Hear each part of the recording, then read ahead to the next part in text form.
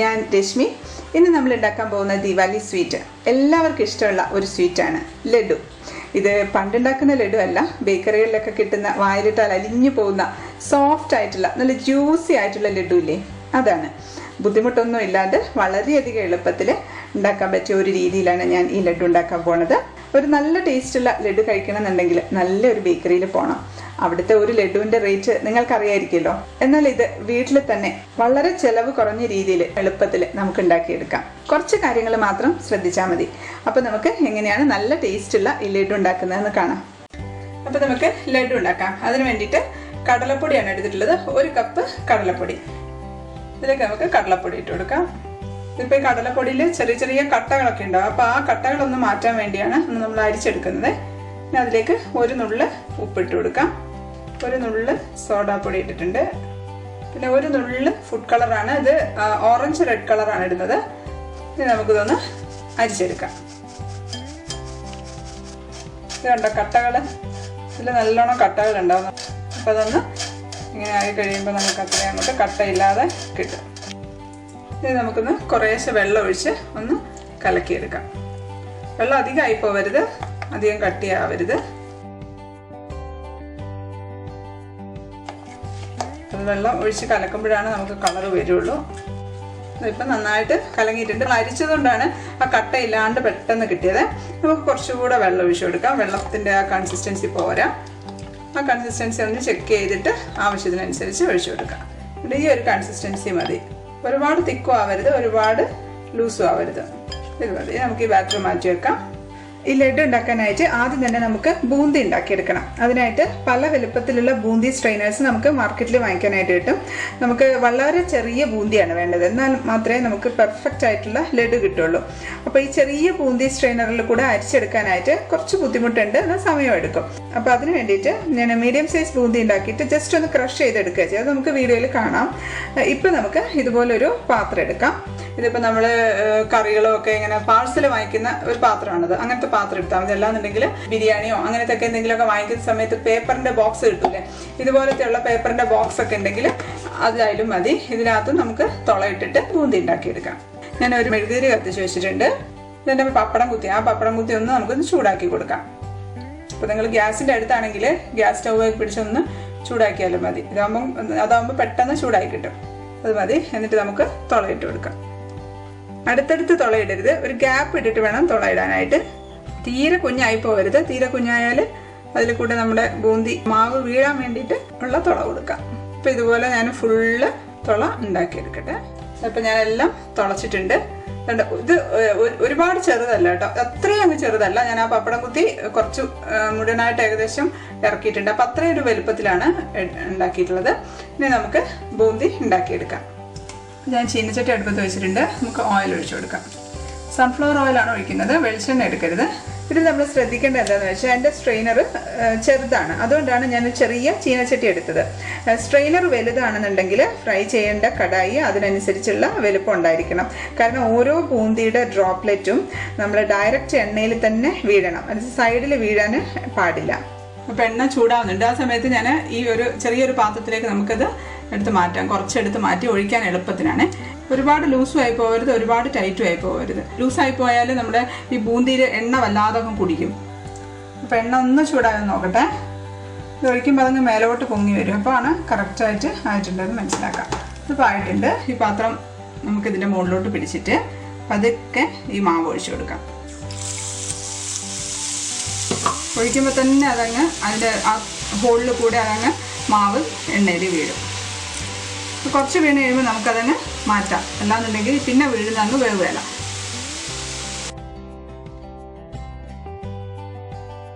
മൂത്ത് പോകരുത്, കളർ മാറിപ്പോകരുത്. അപ്പോൾ ഞാൻ ഇതാ എടുക്കുകയാണ്. ഇതിനിപ്പോൾ ഒരു സൗണ്ട് വരുന്നുണ്ട്. അപ്പോൾ നമുക്ക് ഒന്നെടുത്ത് ഒരു അരിപ്പയിലോട്ട് മാറ്റാം. അതിനകത്തോട്ട് മാറ്റി ഉടനെ തന്നെ ഞാനൊരു ടിഷ്യൂ പേപ്പറിലേക്ക് ഇട്ട് കൊടുക്കുകയാണേ. എണ്ണ അങ്ങ് വലിഞ്ഞു പോട്ടെ.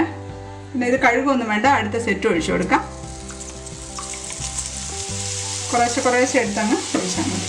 പിന്നെ ഒരു കാര്യം ശ്രദ്ധിക്കേണ്ടത് എന്താണെന്ന് വെച്ചാൽ എണ്ണയുടെ അളവാണ്. 2 പ്രാവശ്യം ഉണ്ടായി കഴിയുന്ന സമയത്ത് എണ്ണയുടെ അളവ് ചിലപ്പോൾ കുറച്ച് കുറയും. അപ്പോൾ അങ്ങനെയാണെന്നുണ്ടെങ്കിൽ കുറച്ചുകൂടെ എണ്ണ ഒഴിച്ചു കൊടുക്കണം. കാരണം ഓരോ ഡ്രോപ്ലെറ്റും എണ്ണയിൽ വീഴുന്ന സമയത്ത് താഴെ പോയിട്ടാണ് മുകളിലേക്ക് പൊങ്ങി വരുന്നത്.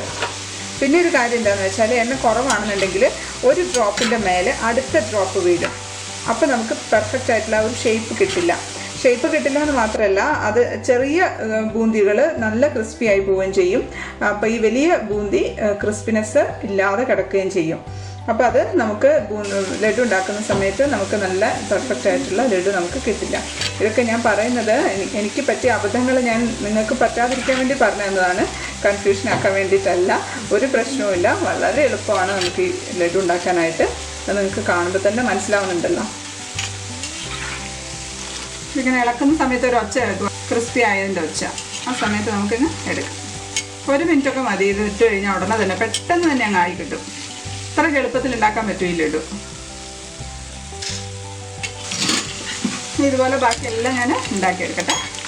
ബൂന്തി എന്നിട്ട് ഞാൻ ടിഷ്യൂ പേപ്പറിലേക്ക് മാറ്റിയിട്ടുണ്ട്. കാരണം ഇതിൽ എണ്ണ ഉണ്ടെന്നുണ്ടെങ്കിൽ ലഡു ഉണ്ടാക്കുന്ന സമയത്ത് ആ ഒരു എണ്ണയുടെ ഒരു ടേസ്റ്റ് വരും. അപ്പോൾ അത് എണ്ണ അങ്ങ് മാറ്റാൻ വേണ്ടിയാണ് ടിഷ്യൂ പേപ്പറിലേക്ക് ഇട്ടത്. അപ്പോൾ ബൂന്തി എല്ലാം ഫ്രൈ ചെയ്ത് വെച്ചിട്ടുണ്ട്. നല്ല ക്രിസ്പിയാണ്. ഒച്ച കേട്ടോ, അങ്ങനെ ക്രിസ്പി ആയിരിക്കണം. നമ്മൾ ശ്രദ്ധിക്കേണ്ടത് എന്താണെന്ന് വെച്ചാൽ എണ്ണ നന്നായിട്ട് വേണം. എണ്ണ കുറവാണെന്നുണ്ടെങ്കിൽ അങ്ങനെ ക്രിസ്പി ആവില്ല, അതിൻ്റെ ഷേപ്പും കറക്റ്റായിട്ട് കിട്ടില്ല. ഇതുപോലെ ഞാനൊരു പ്ലാസ്റ്റിക് കവർ എടുത്തിട്ടുണ്ട്. നമുക്ക് ഈ ബൂന്തി നമുക്ക് കവറിലേക്ക് ഇട്ട് കൊടുക്കുക. നമുക്കൊന്ന് ജസ്റ്റ് ഒന്ന് ക്രഷ് ചെയ്തെടുക്കാൻ വേണ്ടിയാണ്. ഒന്ന് ഇതുപോലെ ഒന്ന് ക്രഷ് ചെയ്ത് കൊടുക്കാം. ഞാനൊന്ന് പൊടിച്ചിട്ടുണ്ട്. ഇപ്പം ഇങ്ങനെ ചെയ്യുമ്പോൾ എന്താണെന്ന് വെച്ചാൽ ഒരുപാടങ്ങ് പൊടിഞ്ഞു പോകത്തില്ല. അതുകൊണ്ടാണ് ഞാൻ ഇങ്ങനെ ക്രഷ് ചെയ്തെടുക്കുന്നത്. ഇങ്ങനെ ക്രഷ് ചെയ്തപ്പോൾ എനിക്ക് നല്ല കറക്റ്റായിട്ടുള്ള ലഡുവിൻ്റെ ആ ഒരു ടെക്സ്ചർ കിട്ടിയിട്ടുണ്ട്.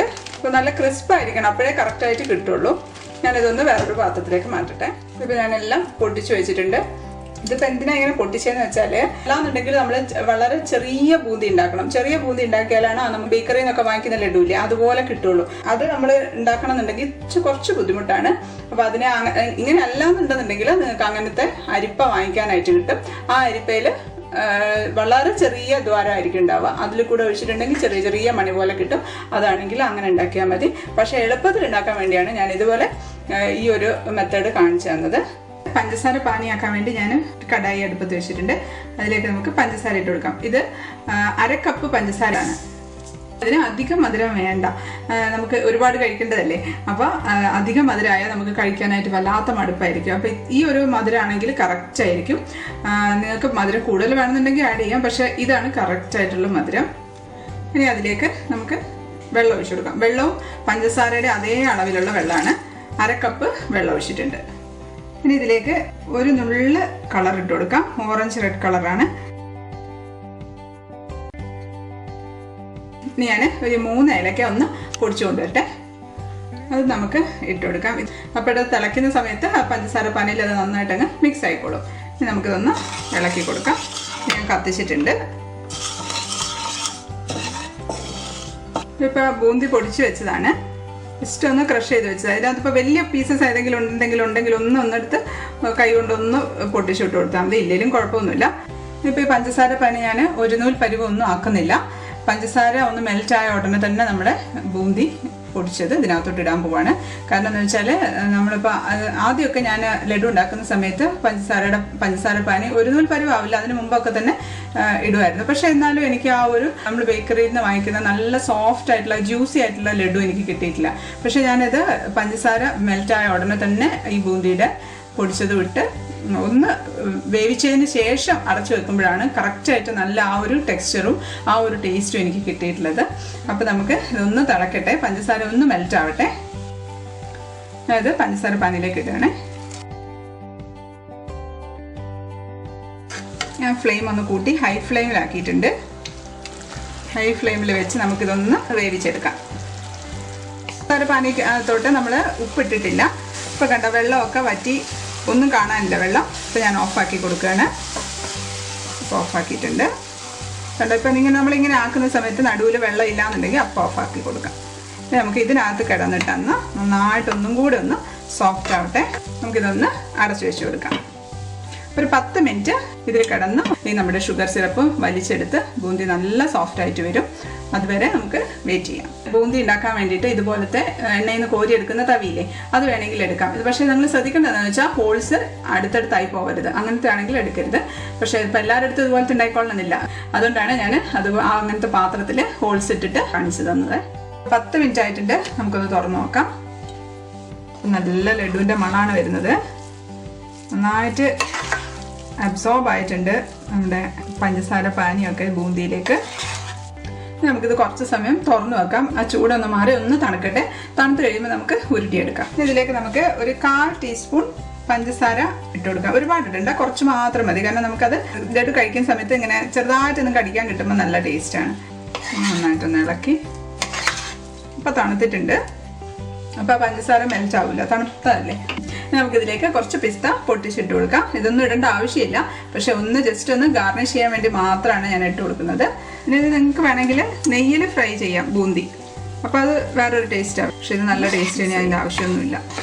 നിങ്ങളുടെ ഇഷ്ടത്തിനനുസരിച്ച് നിങ്ങൾക്ക് മുന്തിരിയോ അണ്ടിപ്പരിപ്പോ ഒക്കെ ഇട്ട് കൊടുക്കാം. പക്ഷെ അതിൻ്റെ ഒന്നും ആവശ്യമില്ല. നമുക്ക് എൻ്റെ കയ്യിലേക്ക് കുറച്ച് നെയ്യ് തട്ടിയിട്ടുണ്ട്. നമുക്കൊന്ന് ഉരുട്ടിയെടുക്കാം.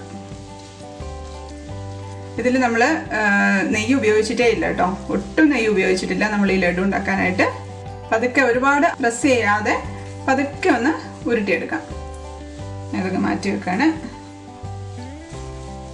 അതുപോലെ എല്ലാ ലഡുവും നമുക്ക് പതുക്കെ ഉരുട്ടിയെടുക്കാം.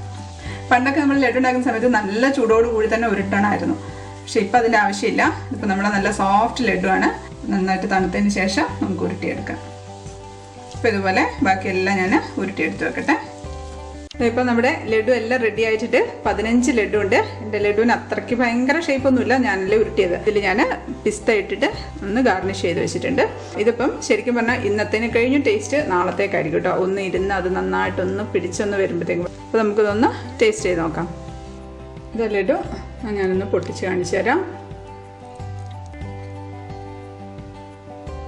കണ്ടോ, നല്ല സോഫ്റ്റ് ആൻഡ് ജ്യൂസി ലഡു ആണ്. ഇതിപ്പോൾ നമ്മൾ ബേക്കറിയിലൊക്കെ വാങ്ങിക്കുന്ന ലഡു പോലെ തന്നെയില്ലേ, ടേസ്റ്റും അതുപോലെ തന്നെയാണ്. ഇപ്പം ഞാനൊന്ന് ടേസ്റ്റ് ചെയ്ത് നോക്കട്ടെ.